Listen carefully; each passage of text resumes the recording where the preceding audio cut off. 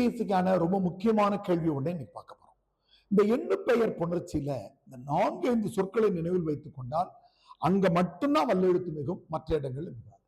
இது பாருங்க, கோடி செல்வர், கோடி செல்வர் என்று வரும். 8, 10, கோடி ஆகிய முழு எண்களின் முன்னும் அரை, பாதி ஆகிய அளவு பெயர்களின் முன்னும் தான் வல்லெழுத்து மிகும், வேற எங்கேயுமே மிகாது. இப்ப பாருங்க, மிகாத எழுத்துக்களை பாருங்க. கோடி, கோடி பெயர், கோடி செல்வர். பாதி, பாதி கட்டணம், பாதி துணி. ஆனா வேற எங்கேயுமே வராது பாருங்க. 1 கூட்டல் செய் என்ன ஆகுது? 1 செய், வல்லெழுத்து மிகாது. 9 கூட்டல் துளை, 9 துளை, வல்லெழுத்து மிகாது.